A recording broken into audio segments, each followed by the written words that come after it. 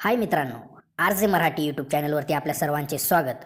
जर या चॅनलवर कोणी नवीन असेल तर त्यांनी आपल्या या चॅनलला सबस्क्राईब करा, लाईक करा आणि जास्तीत जास्त शेअर करा, जेणेकरून अशा विविध प्रकारची माहिती आपल्याला या व्हिडिओच्या माध्यमातून पाहावयास मिळेल. तर चला आपण या व्हिडिओला सुरुवात करू.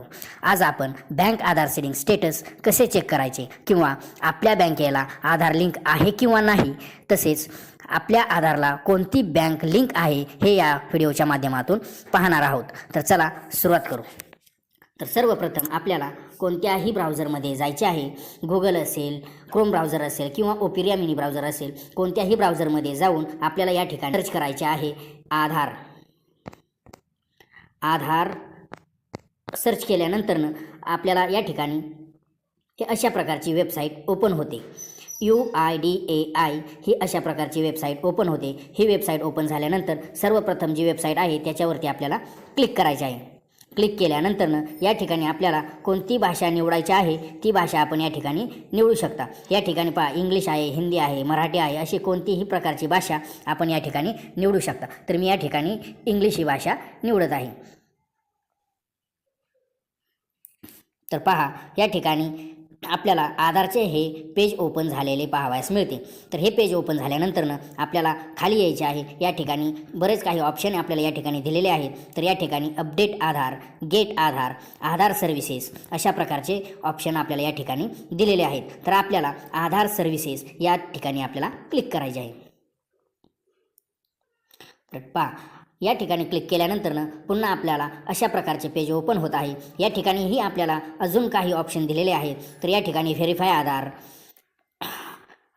रिट्राईव्ह आधार, जनरेट FID अशा प्रकारचे भरपूर ऑप्शन या ठिकाणी आपल्याला दिलेले आहेत. तर आपल्याला खाली आल्यानंतर पहा, या ठिकाणी Aadhaar linking status, bank seeding status या ठिकाणी आपल्याला हे ऑप्शन दिलेले आहे. तसेच खाली Aadhaar linking status, check Aadhaar validity हे पण दिलेले आहे. तर आपल्याला या ठिकाणी क्लिक न करता वरील जे ऑप्शन आहे Aadhaar linking status, bank seeding status या ठिकाणी आपल्याला क्लिक करायचे आहे. या ठिकाणी क्लिक केल्यानंतर पहा, आपल्याला अशा प्रकारचे पेज या ठिकाणी ओपन होत आहे. वेलकम टू माय आधार हे अशा प्रकारचे पेज ओपन झाल्यानंतर पहा, या ठिकाणी लॉग इन म्हणून आपल्याला एक ऑप्शन दिसत आहे. तर या ठिकाणी आपल्याला क्लिक करायचे आहे. तर पहा, या ठिकाणी आपल्याला एंटर आधार नंबर या ठिकाणी आपल्याला आपला आधार नंबर टाकायचा आहे. तर मी तुम्हाला आधार नंबर टाकून दाखवत आहे.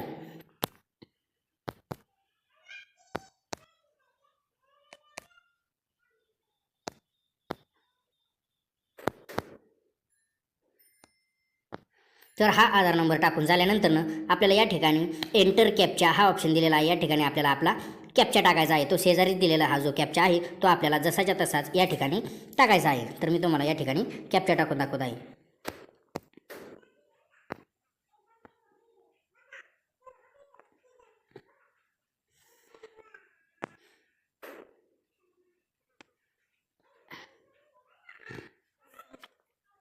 तर कॅप्चा टाकून झाल्यानंतर या ठिकाणी लॉग इन विथ OTP हा ऑप्शन दिलेला आहे. याच्यावरती आपल्याला क्लिक करायचे आहे. याच्यावर क्लिक केल्यानंतर आपल्याला या ठिकाणी पहा, आधारचा एक SMS आलेला आहे. त्यामध्ये आपल्याला एंटर OTP हा जो ऑप्शन दिलेला आहे या ठिकाणी आपल्याला हा OTP टाकायचा आहे. तर मी या ठिकाणी आपल्याला OTP टाकून दाखवत आहे.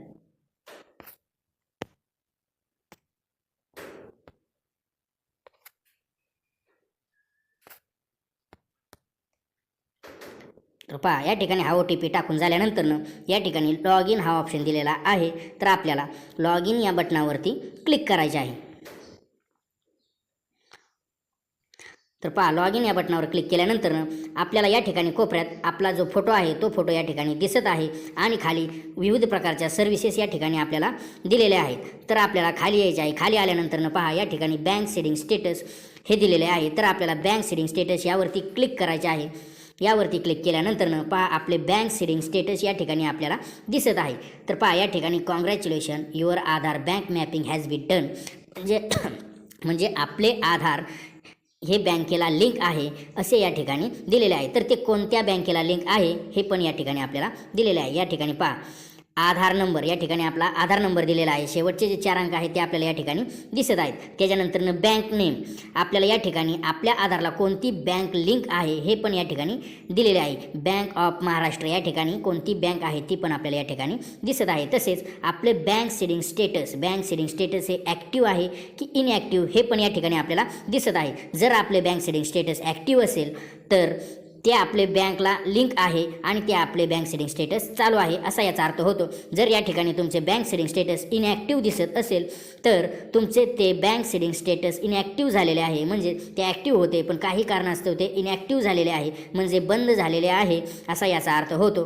तर या ठिकाणी जर इनॲक्टिव्ह असेल तर ते ॲक्टिव्ह कसे करायचे याविषयी मी एक व्हिडिओ बनवलेली आहे, तर ती तुम्ही डिस्क्रिप्शन बॉक्समध्ये जाऊन पाहू शकता. तर या ठिकाणी आपली लास्ट अपडेट जी आपण बँक सीडिंग स्टेटस केलेले आहे त्याची अपडेटची तारीखही या ठिकाणी दिलेली आहे, तर तुम्ही या ठिकाणी पाहू शकता. तर अशा प्रकारे आपल्याला हे अशा प्रकारचे बँक सीडिंग स्टेटस संपूर्ण जे काही आहे ते या ठिकाणी पाहता येते.